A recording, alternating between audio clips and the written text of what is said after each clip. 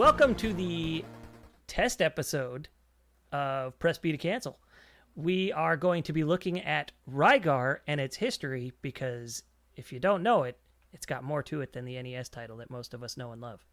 All right, so let's go around and meet everybody. I am WareWulff, or Jimmy. You can find me at just about any social network as WareWulff, WareWullff. And then we've got Sick Jake. Well, today I'm quite healthy, but thank you. Glad to be here. You can find me on Twitch or on Twitter at Sick Jake. I'm Pulse109. You can find me at twitch.tv/Pulse109. I stream every now and then. And I am Guy Prime from the Retro Therapy on Twitch, Instagram, and Twitter. You got Twitter? You will often hear us refer to him as GP. Okay, so most of us grew up playing probably the NES Rygar if we ever had any experience with it. We played it as children.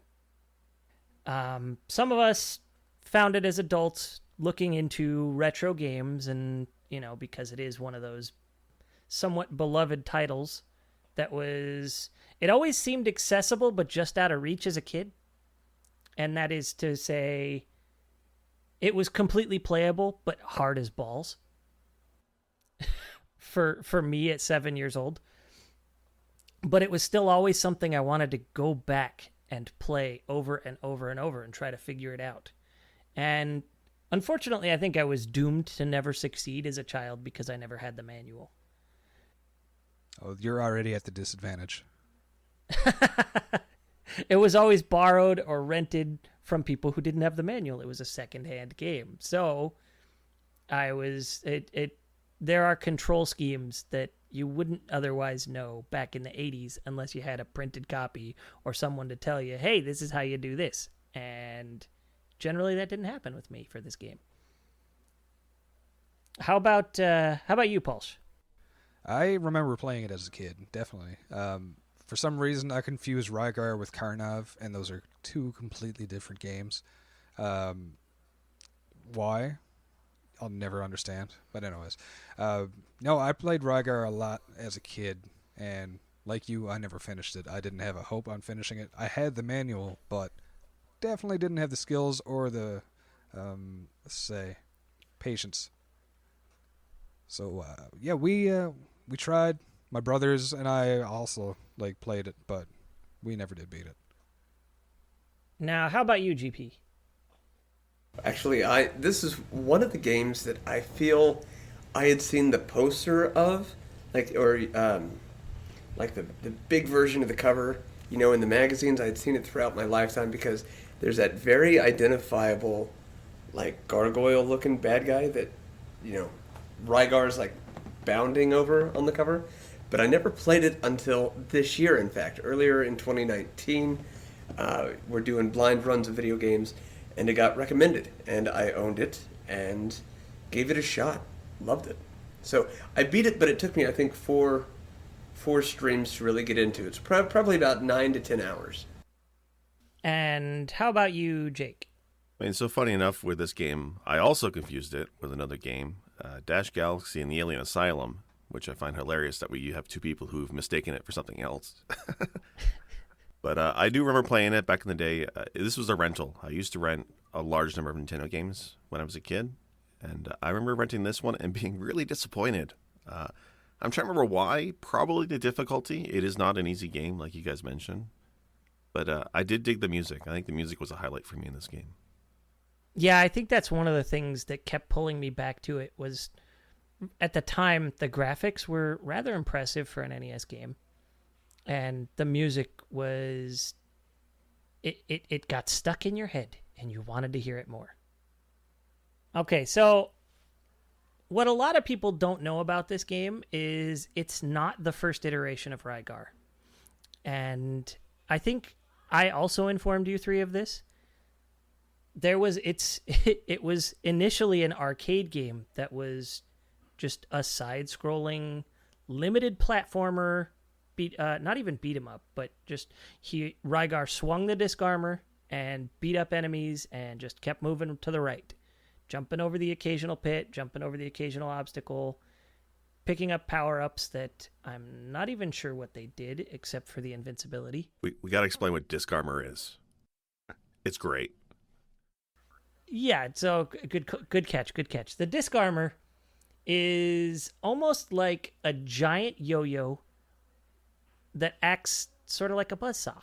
Sign me up. It's a shield with spikes or blades or however you want to perceive it in the particular iteration you're looking at, that he throws out on a rope or a chain, and it hits enemies and comes right back to him. If Captain America got medieval up on here. But with a string.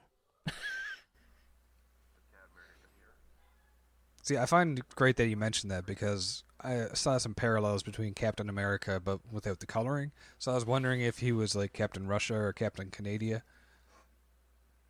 Yeah, but if he's Canadian, it wouldn't be sharp. That's a safety violation. We wouldn't have that up here. Good point. It is the 80s, and he is a buff warrior, so maybe he was Russian. So, this arcade game, in 1986, apparently it was pretty well received. That's when it was released. It did well enough to where it came to North America, and it spawned 6 console ports, I think, 6 or 7. And a lot of those console ports were subpar compared to the original. One was spot on to the arcade release, and that was for the Sharp X68000, but that was 8 years later. And then, yeah, I think it was 1994 when that was released. And personally, I found the Master System version to be the only one that tried to improve on the original formula. Still looked like kind of a boring game to me. Now, I've never played the arcade version of this. I played the Lynx version. I had that growing up. And from what I can tell, it was very similar, but dumbed down in a few ways. In silly ways that didn't make a whole lot of sense. But it had a limitation of much smaller screen resolution than the original arcade game. So you had to kind of forgive it a little bit for some of the things it didn't do, while it still presented it graphically just as crisp and beautiful as the arcade game. But the Master System version is the only one that seemed to try and up the ante and give it more platforming of various heights, as well as making it to where you had to backtrack a couple of screens sometimes because you'd choose the wrong level of travel. So that, and it was at least bright and colorful, whereas most of the other ports were not. Yeah, and kind of going back and seeing and contrasting and comparing the various ports that it got, I agree with what you say about the Master System, but it seemed like all of the other systems were kind of, okay, we got one port, and then everybody would critique it and say, well, let's take away from this, but add to this. So you still kind of had, like, the same number of, like, character attributes to, assigned to the game, but some places were stronger than others. So, where one port might have stronger graphics, the other port was just as bad as the arcade with the music. Like the NES really stepped up the music, but had to dial back the graphics a little bit. So it was really interesting, the number of versions that you get, and kind of the mixed bag that it is. Well, one of the things I'd like to mention about the music is that arcade version, the music is just so boring. Oh, that's terrible. And the song never changes. You get a little fanfare type of song between levels, and other than that, it's just bad. Repetitive, a short loop. It is as bad as 1942 for the NES. I barely remember that game, but I remember not playing it much. Oh, you hear a clip, you'll know. But one of the things I want to mention about one of the ports is the Amstrad CPC, so it's a European release only. For whatever reason, Rygar was wearing sunglasses. Or just glasses. I don't know. For some reason, looking at him reminds me of Johnny Cage from Mortal Kombat. Sure. I can totally see that, actually. And I don't understand why they chose to do that. It seems like it still would have been pretty easy to incorporate the I hesitate to call it a tiara, but it kind of looks like a tiara. It's totally a tiara. Clearly, WareWulff, you are not well versed in European sunglasses. There's an entire line of Rygar Ray-Bans that I think they were trying to get to take off that just never... Ray-Bans. Yeah, Ray-Bans that never quite took off. They're all the rage in the year 4.5 billion in the future. That's where it takes place, right? Okay, so here's a funny little side note is two of our hosts here managed to confuse the story taking place 4.5 billions after the world's creation with 4.5 billion years in the future. Wait, are you telling me there's a difference? I guess that depends on what you believe, but when I ask Google how old Earth is, it tells me 4.53 billion years. So I think we said that makes it take place in ancient Greece, technically. yeah. Okay, but the enemies in this game are like flying lizards. There's no way it's ancient Greece. No, there's headless ghouls where they have their head in their arm. There's giant worms with spikes on their backs. There's just so many things. There's things that look like triceratops. I don't understand. There's just such a variation of enemies. Like, the only way I can make this wrap around my head is if the sun has gone near supernova and it's ancient Greece been teleported in 4.5 billion years in the future where Earth's creatures are mutated and twisted, coming out from the depths of hell. That makes sense to me. Ancient Greece with flying discs with blades on it and a tiara on his head? No, it doesn't make any sense. But it's cool. It's cool as shit. Well, what if it's 4.5 billion years, but on Hyrule? Because think about this. The original Zelda had three-headed dragons fucking everywhere. And you know what? Zelda's dead. And Link takes her tiara and dons it as a remembrance and goes and fights evil. But also you have to realize that in the story, you are the legendary warrior Rygar who rises from the grave. Yes, he's in every version. He's always risen from the dead. So he's a zombie. Long dead. Well, maybe that would explain why he's gray in the Link's game. He's deathly pale white in the NES version, too. I'm talking Snow White. Yeah. Well, that Wii remaster we'll talk about, I'm sure, later. There was a redesign, but he's totally gray and pale and gray hair. He's totally a zombie. So I think we can move on to the NES version because there's not a whole lot to say about the arcade version or its ports aside from almost poking fun at the ports, which is just kind of unfair at this point. Well, I mean, I would like to say one thing is, I mean, the Sega Master System has always been amazing with near arcade ports. I mean, obviously the 6800 or 68,000 was better, but whether it was R-Type or Double Dragon or Rygar, Master System always was very faithful to the arcade. But the Nintendo version, it seems like every franchise they took from the arcade, they always kind of changed it or modified it quite a bit.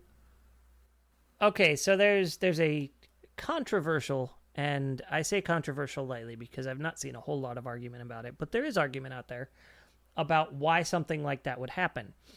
There are rumors and such that when you licensed your game to Nintendo, if it was going to be multi-platform, they wanted their version, the one released on their platform, to be changed in some meaningful way.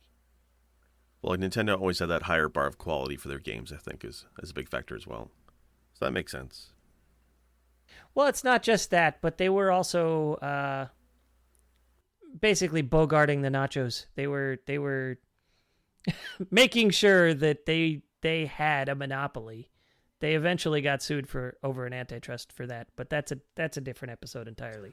See, for me personally, I find it's when you play an arcade game, that is the end-all be-all of a video game. Like, you go into an arcade, everything's better that way.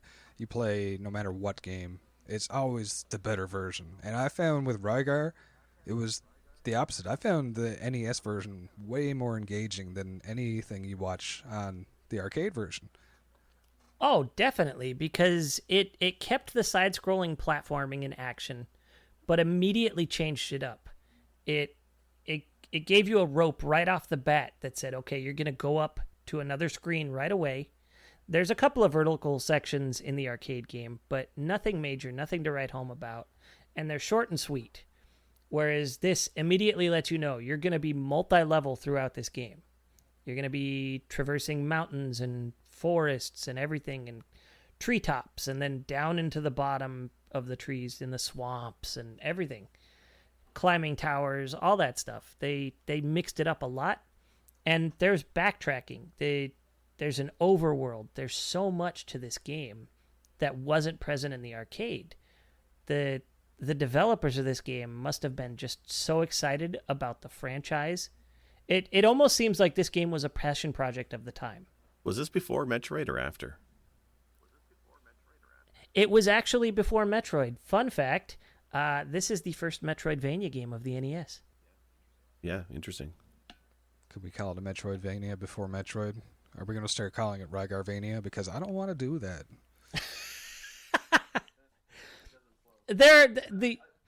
The first game, the first Metroidvania I learned in researching this episode actually came much well before the NES was even around.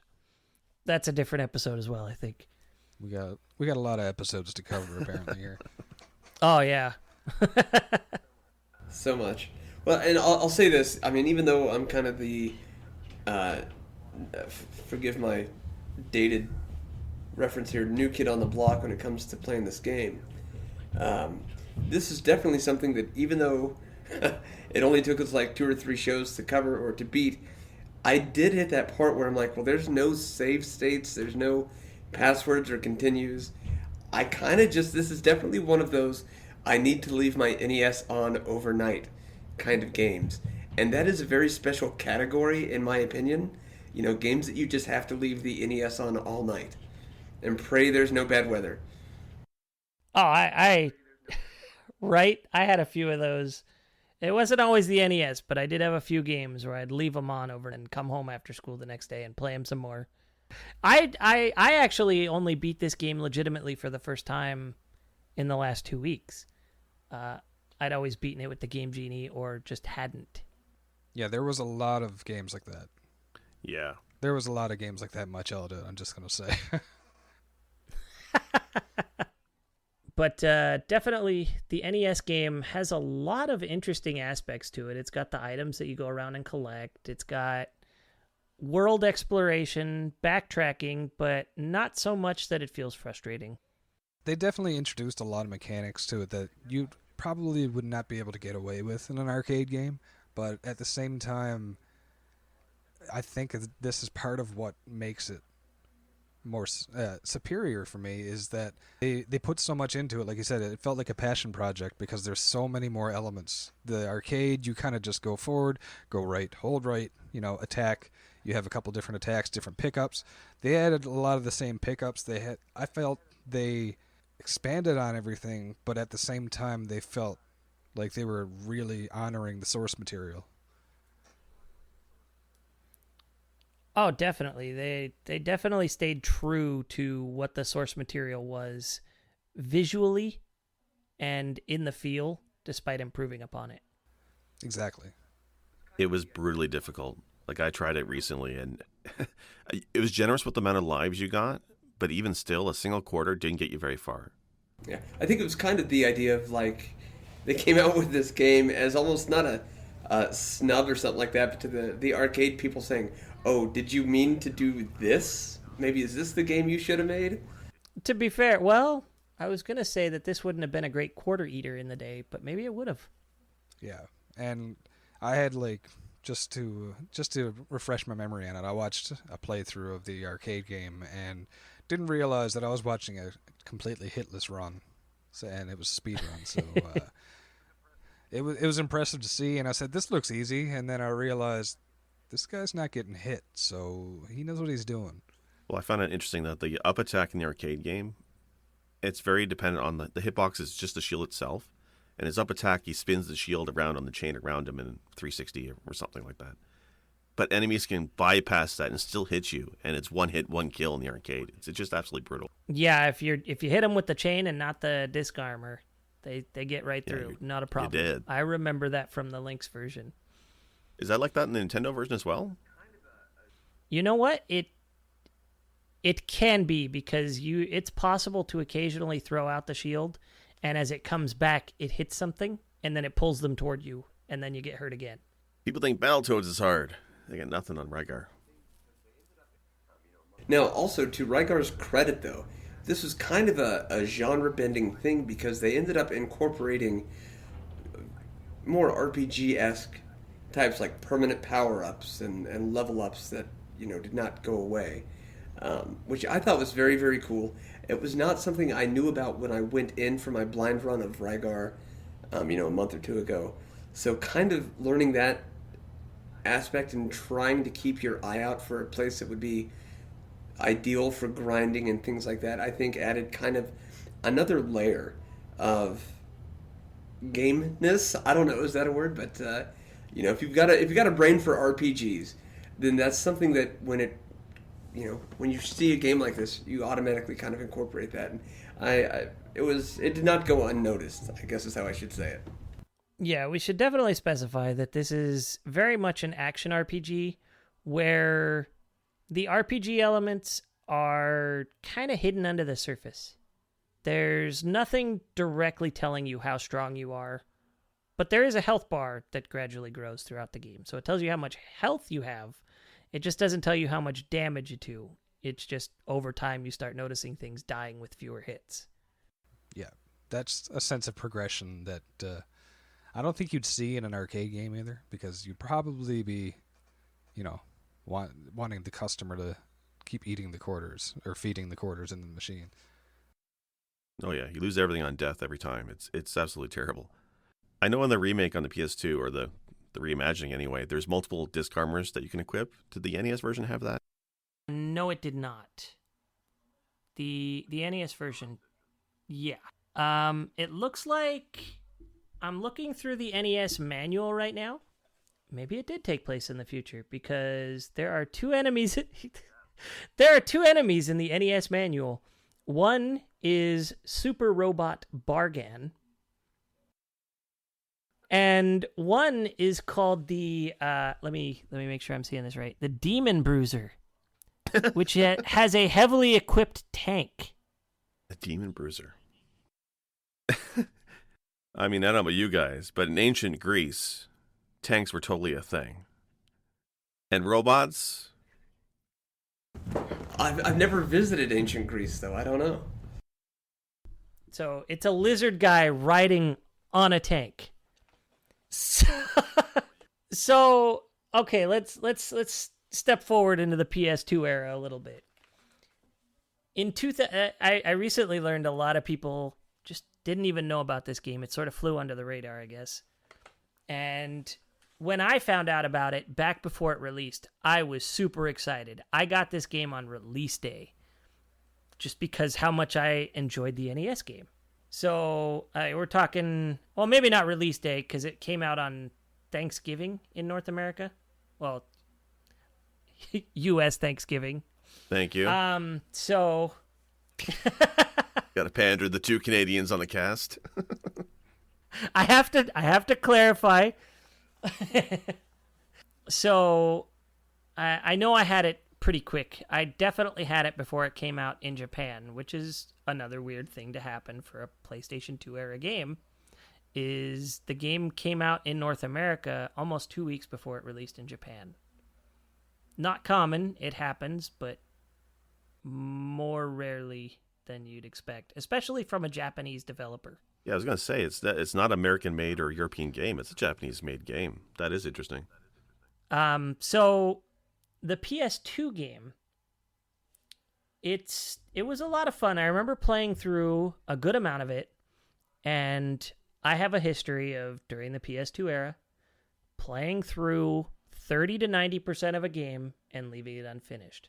This was one of those games I never finished until just recently. And to its credit, it was a lot of fun. It plays much like God of War, but slower. and probably with a bit more emphasis on exploration. I can't speak to that 100% because I didn't play God of War. Tisk tisk on me, I know. Actually, to be fair, I didn't play it either.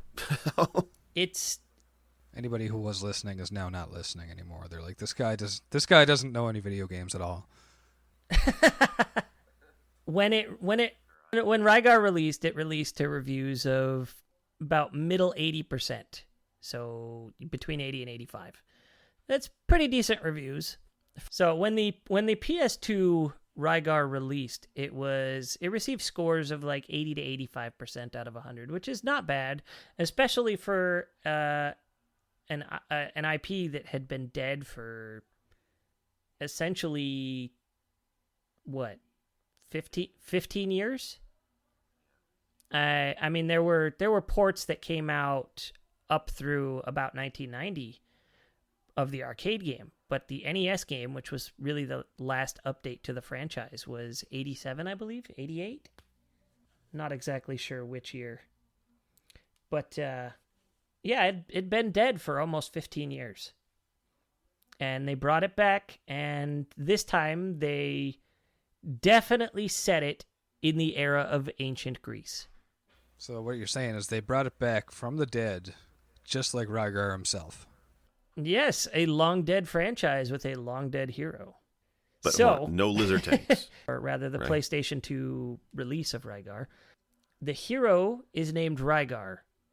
And for whatever reason, the plot points of the story are often unveiled at points when they should hit hard. But the unveiling is followed immediately by the thing that should hit hard. So it doesn't hit that hard. You find out that Rygar has had amnesia at the moment that you find out who Rygar actually is.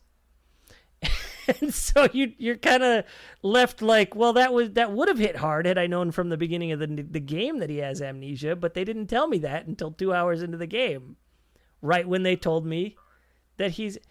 So how does the game start? It starts... Okay, so there's an opening movie to the game that sort of gives you an idea of what happened, but doesn't actually explain it. And then... So, like, he's not thunked on the head or something like that? There's no reason to assume he has amnesia? That's a big plot point to not have clear. No. And even when you start up the game, it's got a story going on where he's just won a tournament and he's about to get his reward from the princess or the queen. And once as soon as that's going on, the city-state is attacked by titans. And most of it is destroyed. Rygar fends off a big titan monstrosity, I guess you'd call it. And then once he does that, he falls into a pit into Hades.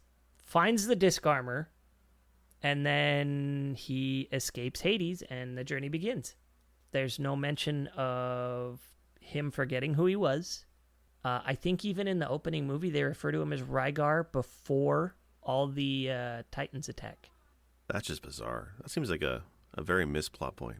Yeah, it's entirely possible that the plot points were buried in the tablets and letters and scrolls that you find throughout the game.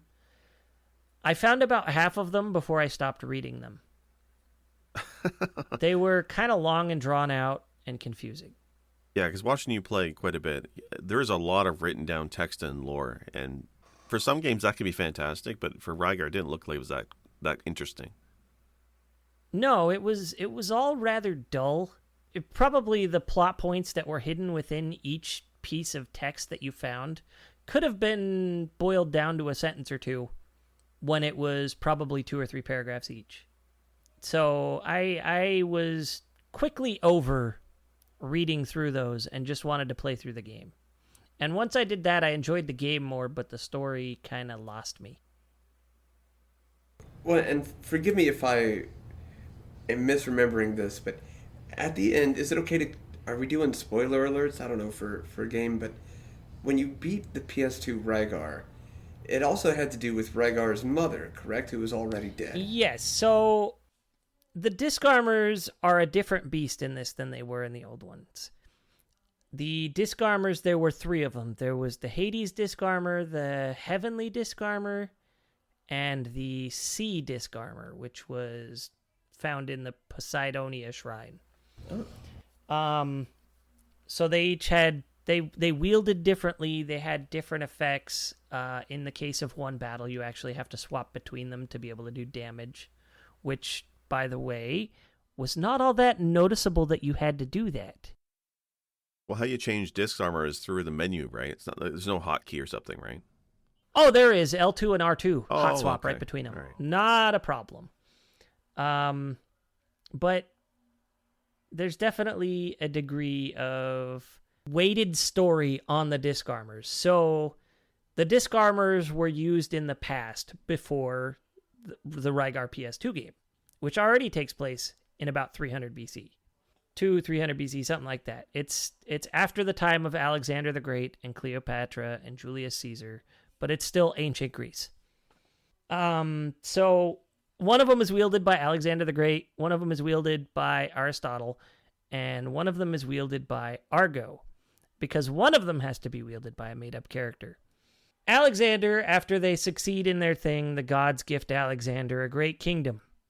They gift Aristotle immortality so he can pursue his intellectual pursuits even further. And then Argo is tasked with protecting the disc armors from the rest of humanity because they're too powerful and too tempting for anybody else to protect or have. So I was going to say, Aristotle is a philosopher, right? Yes. So nothing says great thinker like a bladed shield with which to savage your enemies. Yeah. Well, he had the heavenly disc armor. And what one does not always start off as a great thinker. Sometimes you have to start off as an ass kicker. First you kick ass, Yeah, right. then you discuss What it. did we learn here? Don't fuck with disc armor. Exactly. Ask questions later. So the PS2 version, it's iffy at best. The music, while beautiful, is not long, not memorable. There were so many chances for them to make use of the NES tracks, which were all memorable, well, almost all anyway, and they only incorporated one of them into a secret dungeon. And then it's pretty much the only song you hear for 30 floors. Okay, so you have, a 15-year gap between the last port of the arcade game, essentially. Or version, I should say. The last port of the game and PS2 were 8 years apart. Okay, so that's still a sizable gap, especially for video games. So this is already what I call a dead franchise. And how does the latest version, the PS2 version, how did that compare to, say, I want to compare it to the original, so we'll go to the arcade. How did that feel playing this PS2 version versus the arcade? The PS2 version's action felt actually quite a bit like the arcade game. It is a little monotonous, but it could be fun if you made yourself prone to enjoy the game. Because the game is not fast, and there's not a whole lot of variation in the gameplay. You're wielding your disc armor, you've got a few combos with each one that vary. The further you get into the game, the more combos you unlock, and they each get more fun in their own way. But still, the combat is very samey. It's really the exploration mixed with the combat that makes the PS2 game enjoyable, and probably more so than the arcade game, I would say. Not quite as much as... Some of those combos were nice, though. I mean, like, some of the finisher moves you were doing were looking really awesome. Oh, yeah. There was one combo that I could not replicate on purpose. And it was amazing every time I did it by accident. And then when I would try to replicate it, I couldn't, so I'd give up on it. Don't know what I was doing. Oh God, memories of my last relationship. But the PS2 version definitely had nods to its roots. When exploring, you'd sometimes have to pick up this big dragon pot statue thing, and Rygar would turn it about 90 degrees, and for whatever reason, that would unlock a door. And that was a nod to the arcade games. At the end of the stage, Rygar would walk up to one of these pots, pick it up, spin around it, put it back down, and take a rest in the little cave at the end of the stage before moving on to the next. And that was probably one of my favorite parts of the music was actually whenever you get that little intermission between levels. So this is back in the days with, high scores. So you get all your score boosts in this little room, and the fanfare, the song that would kick in, it almost felt like it was supposed to be longer, and they cut it short every time because you just run on to the next level. I'd agree with that. But that was probably, that was definitely my favorite part of the arcade game, was that little music that would play in between the levels when you pick up a jar, put it down behind you, and then do the opposite do the same thing on the opposite end of the room. Well, and let me ask you this, WareWulff, because I haven't played the PS2. I just watched you, which was insanely fun. But how did you feel the character attribute scaling was for the PS2 version versus the NES? And what I mean by that is, and we kind of touched on this very briefly earlier, with the NES, you get that sense of progression for your strength because of how quickly you can kill an enemy, like how few hits it takes. Other than that, if you look at your character stats, you just see a couple of numbers that really don't have any meaning. But by the time, like if you grind for even just 20 minutes on the NES one, by the time you get to a certain point, your character becomes suddenly and embarrassingly overpowered or OP'd. Did you feel like there was any part of that in Rygar for the PS2, where you just turned a corner and went from, chump to, champ? Absolutely not. You just psyched me the hell out. It actually seemed like a game that's very easy to become underpowered by the end of the game.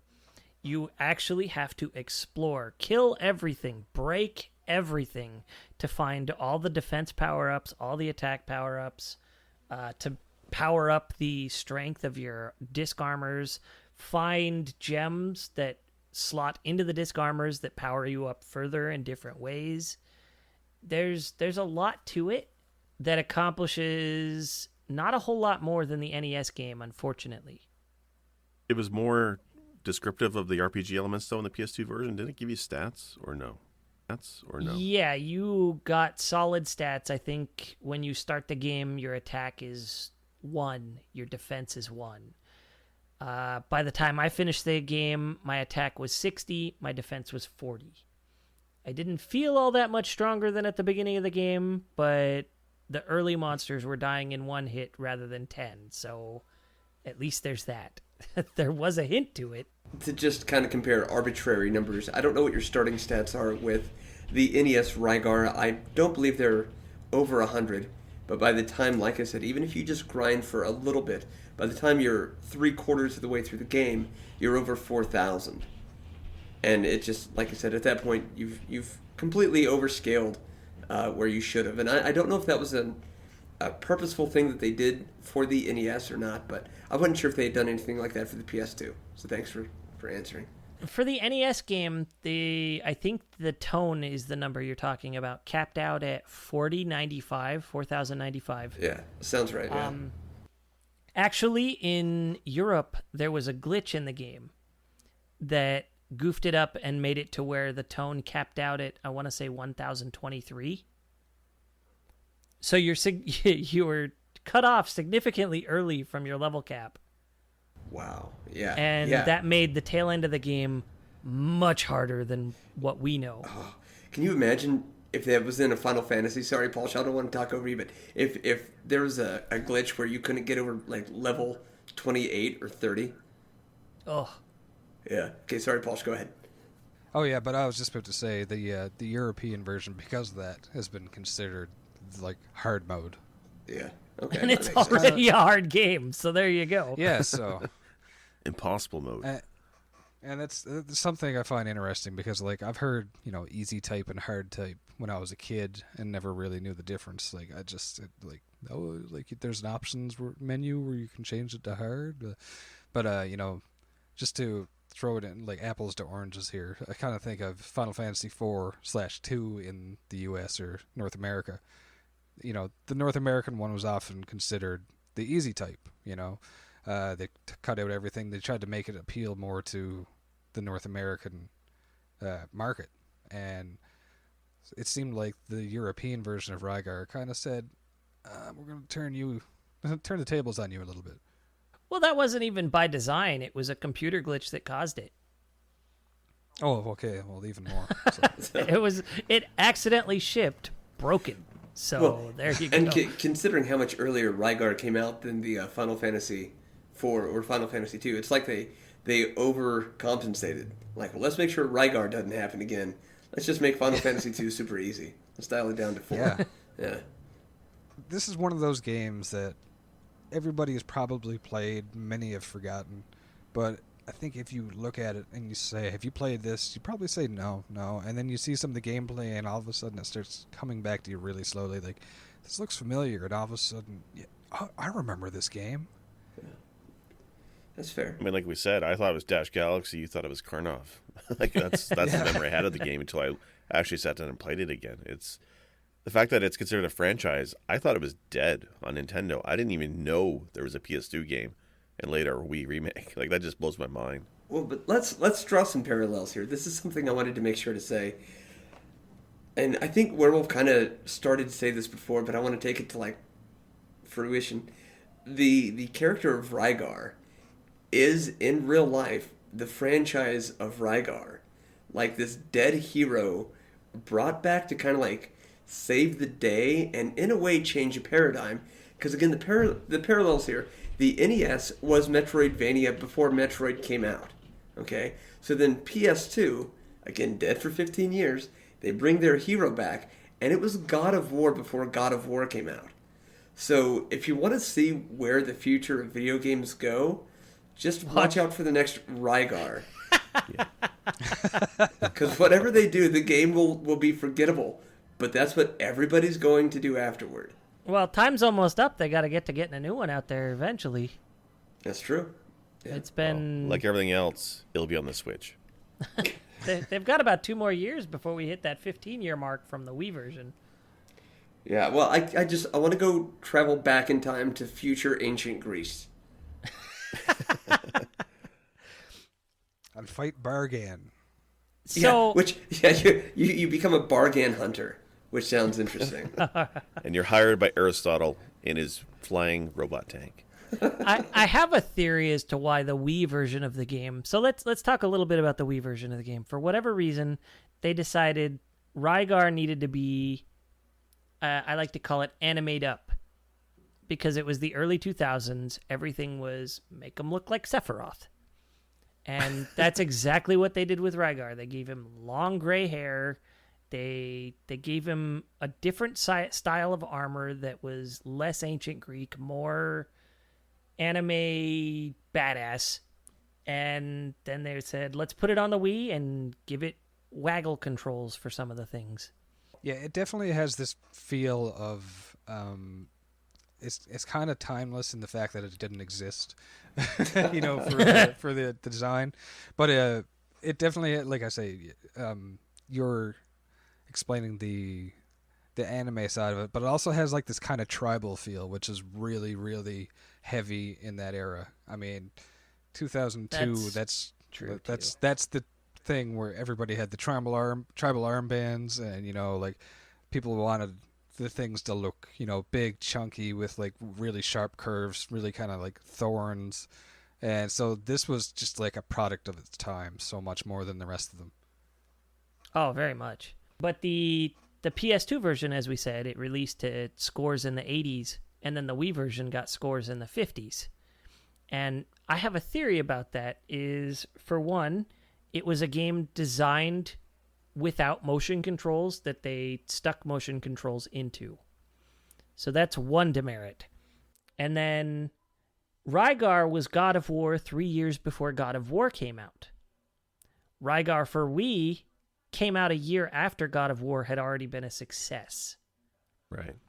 So the pacing of the game, it didn't make sense after God of War.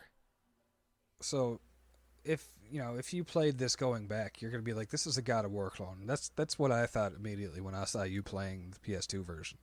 And you told me, like, God of War came out afterwards, and that kind of blew my mind because this, you have ancient Greece, you have this dude that's obviously OP, and he's swinging around this, I want to say, not quite projectile. It's almost like a whip. You can hit enemies from 20 feet away. You connect with 40 different people at once. It's like the original button masher is what I think of. I feel like God of War probably was the first one to harness it and make everyone say, this is what you can do, this is really cool. But I feel like Rygar was the precursor to it, and they just basically took the premise and polished it. Oh yeah, I definitely agree with that.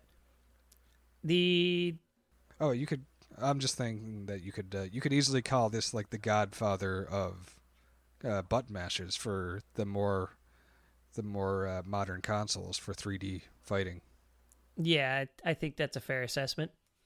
Rygar sits somewhere between Devil May Cry and God of War, but slower. It took a little too much time to let you stop and smell the roses, basically. And sometimes you can, slowing it down is a good thing, but in this case, it really sounds like it was more suffering than and padding than actually enjoying it and pacing the story properly. Yeah, and I'm by no means saying it's a bad game. I enjoyed playing it. I'm glad I played it. I don't regret buying it back when it came out. But I've played through it and beaten it once now. I probably will never touch it again. And I probably will go back and play NES Rygar numerous times for the rest of my life. Interesting.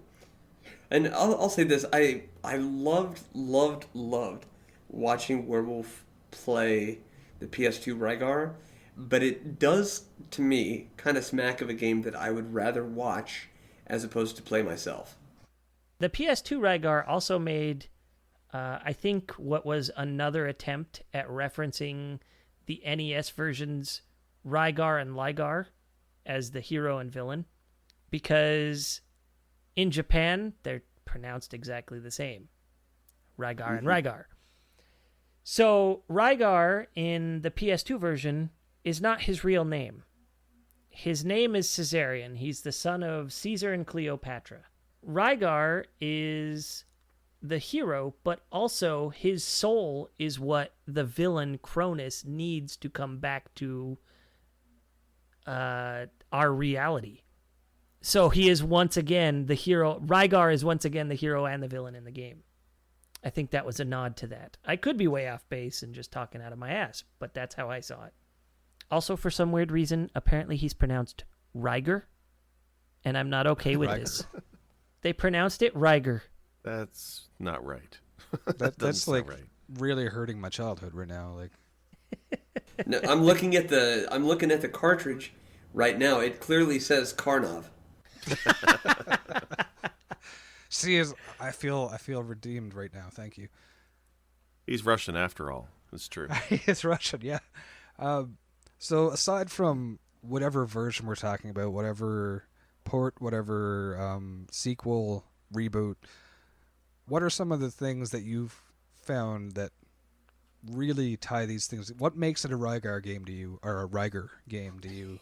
Because one thing for me, no matter what game, I noticed, like, of all, well, NES and this one, like, the arcade, and PS2, one thing that really made me feel like it's like, well, okay, you have the disc armor, you're running around throwing your shield at people, and that was obviously something you can't take out of there, but one thing, the enemies kind of really varied amongst versions, but some of them were very much staples, and for strange reasons. Like the red worm in the NES version is probably one of the first things you see in the Rygar game on NES, and you see it in the arcade and it's barely there. But after that, I found like that is one of the most iconic enemies in the game, in the franchise, to me at this point now. Oh yeah, you fight so many of those worms in the PS2 game, it's ridiculous. Yeah, and so, like, again, there's more nods to the older ones. I'm just curious how much all the games have in common with each other, because I can't go through 6 different versions of the same game here. I'd just go nuts. Oh no. Lie. I'm gonna pick and choose. I'm that kind of guy, and I'm okay with that. But I mean, so I kind of compare everything to the arcade, because this is the originator, the OG, and then the NES. The NES version is what I consider the best, because it, like you said, it improved upon everything. Yeah, for our purposes today, I think we're mostly comparing the 1986 arcade game, the NES game, and the PlayStation 2 release. That's right. Pretty much it. I would say that the NES game vastly superior to the arcade game. It had a few nods to the arcade game in imagination, as far as how the backgrounds looked and keeping that alive and making the character feel like the character from the arcade game, despite being wildly different gameplay. Right. The PS2 game, it made attempts to improve on what the NES game was, and in some ways it succeeded, but not well enough for the other ways that it failed. And that is unfortunate, because the PS2, coming back to a franchise 15 years later, there was a lot of room for them to really hit it home and do great work. I was going to say, something to note is, apparently when they started production on the Rygar PS2 game, they made that opening movie. Production started on that opening movie that's just sort of a visual demo that they could have displayed at E3 or something, before they ever started work on the actual game. Well, and apparently there was a lot of research that went into the PS2 Ryger. Like, they had teams travel out and scout locations and stuff like that to get a general feel for what they thought ancient Greece would look like. It sounds like the development process for the game, while out of order, was handled with care. And you can kind of see that in the game. And the nods it makes to the NES scenery is amazing. Like, when you climb that tower in the NES game and you can see the floating island off in the distance. That's one of those things you remember. There's a whole segment in the PS2 game where you're platforming from floating island to floating island to floating rock to floating island. And you can see that floating lion statue palace off in the distance the whole time. For better or worse, because a lot of times the camera angle they gave you to make it look pretty was hard to play. See, like in the NES game, one of the most iconic visuals for me is when you enter the caves and there's those sages. We jokingly call it the cave grandpa. That's the thing that sticks out the most to me about that, besides the shield armor, or the disc armor rather, is the cave grandpa giving you the advice and whatnot. But that's not in the PS2 one, is it? No, there were no cave grandpas, sadly. Let's see, I thought of them more as like future Obobos, because they're jacked. Oh yeah, they're totally buff. Living that cave life. So I would venture to say that the best music in the NES game was probably the Caverns of Sagala. And that's not even the song they used when they used one of the NES songs in the PS2 game. They instead used what I believe it was the Overworld map music. Recognizable, but the loop is short, and that can grate after a while. Right. So, unfortunately, I would say that you're probably best off not playing the PS2 version. You got to go with the NES game. Yeah, I think if you're only going to have one Ryger experience, absolutely. But I think if somebody said, should I pick up PS2 Ryger and play it? I mean, like I said, as somebody who was just a spectator, I enjoyed it. So, hey, if you absolutely have just a deep love for the Rygar franchise, if it's one of your favorite NES games of all time, and you're willing to give another entry a shot, absolutely go for the PS2 game. Plus, otherwise, I prefer the. Go ahead. Go ahead. Sorry. Jake, take it away, Jake. I have to disagree. I think the PS2 one is the one to play, to be honest with you. Like, I liked the Nintendo one, but I said I rented as a kid and I didn't quite enjoy it. It's something I look at now, and I could probably appreciate it now better.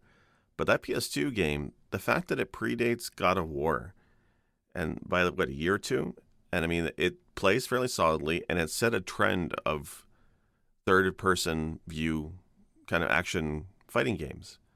And like, I mean, the fact that the Wii version did badly because people compared it to God of War is hilarious when it's the one that originated almost that genre, I think, early on. And watching footage of that game, the different equipment, the boss monsters, I think it's a great game. I'd rather play the PS2 version, to be honest with you. Plus, the PS2 version has more pizza. This is true. You're not wrong. The pizza armors, the secret. There's Pizza armor is the also way to go. there's also guitarmers. He can wield quite the guitar. Okay, so now you're telling me that Devil May Cry 3 ripped off of Rygar too. Trendsetter. Well, that's the thing, man. There's people who tell the joke, and then there's people who tell the joke louder. You know what I mean? So, and talk about missed opportunities to reference previous entries. Why did they not give you like New Game Plus with sunglasses? Oh yeah, there was a New Game Plus, but there weren't sunglasses. I think it would have tracked. I think it would have landed. That I you know what? That is something worth mentioning. The game does have a New Game Plus where you can play through on a harder mode and keep all your upgrades from before and find more. There's also another mode called One World mode, which I don't know what that means. So there's a lot to unlock in the PS2 Rygar for replay value. Do you start with all the equipment in the beginning or no? Yeah, I believe you start off with everything you have unlocked at the beginning, and then you find even more as you explore the second time. Now, I wanted to also ask, because I find this is a very important subject when it comes to games. And WareWulff, you can talk about it for the PS2, but what has everybody thought of the controls for the NES? Because I really liked Rygar, the way that it controlled. I felt the controls were very responsive. It wasn't like Star Tropics or other games where the controls are really what kill you often. It's very responsive, and considering how early of a game Rygar was, I thought it was a great, well-made game in that aspect. First off, I want to address that I will never legitimately refer to it as Rygar. It's Rygar. You got to get with the times, man. I just want to point that out. Well, Okay, do you say Uranus or Uranus? It doesn't matter. You know what? Rygar. I think I usually say Uranus. Yeah. Even though I know better. Yeah. It's what I was taught as a kid. I respect you. I respect that. I was just gonna say, so is there anything we want to cover before we wrap it up? Because I think we're kind of just beating the PS2 version now. Oh, I was legitimately asking about the controls because I did like how responsive the controls in the NES were. The controls in the PS2 game were super tight. The camera was the issue in that game. And to be fair, the camera was an issue in a lot of 3D games in that era. Exactly. Right. Yeah. And even later, as late as Castlevania Lords of Shadow, and I mean that's going to get harped on a lot, but that was its biggest, outside of being, a Castlevania game that people don't want to consider a Castlevania game. That was the biggest problem. The controls were good, the cameras were what really messed with you. And I do feel like that will be a subject that will get covered quite a bit as we go on with other episodes, is control types and whether or not things were sluggish or reactive or, things like that. So I want to make sure to bring that up because I did like that with Rygar. Between the three versions, I think I can safely say that the controls were always tight. And I think that's something that's just a staple of the franchise is disc armor, buff guy, good controls. And amazing march. I know it sounds stupid, but there are certain games where a character is animated so fluidly that it's an identifiable walk or run or march. Batman for the NES, Mega Man X, through all three of the X games, he has a very identifiable march about him. And same thing with the original Rygar. And they got that across all of the ports of the OG systems. This is true. Yeah, they definitely had the animation down for early. He had a lot more fluid motion when he's running compared to everything else. It wasn't necessarily the smoothest, when he does a circular attack that goes 360 all the way around him. It wasn't really animated the best, but the fact that you're running around as much as you are in that one is really fluid, and that's one of the things that actually drew my eye a lot. And in an early Nintendo game as well, right, where frames of animation could have been very scarce, it's well animated. Yeah, exactly. And what year did we say the NES one came out? Was that 87? I believe it was 87. So I think we've thoroughly covered the Ryger series. I think so. I don't think there's too much more we can say about it. So I would just say for me, NES version is probably the one I would have stopped at, but the PS2 one is still good. Yeah, for me, I would definitely suggest anybody who's never played it before to go into the NES version. Of course, if you have a chance to try the old arcade, throw a few coins in there, give it a go. Just to say you did, I definitely would. But I can't say anything for the PS2, so I'm going to go with NES. Yeah, I agree. I would say the NES is the pinnacle achievement for the series. However, if you've never played God of War, pick up the PS2 version and give it a shot. Yeah, and I think that's where I stand on it. Is the PS2 is that more closer to modern history, really opening up a genre of games. I mean, the NES, we said before, was the first Metroidvania game, I guess, which is great. Just the But first on the one PS on the NES. On the NES, right. So when it comes down to the PS2 version, I think that third-person action, pseudo-RPG action game elements were fantastic. And as we mentioned, God of War just kind of ran with that. I think the PS2 one's the one to play. There we go. So I think that about wraps up our first episode. Once again, I am WareWulff, WareWulff.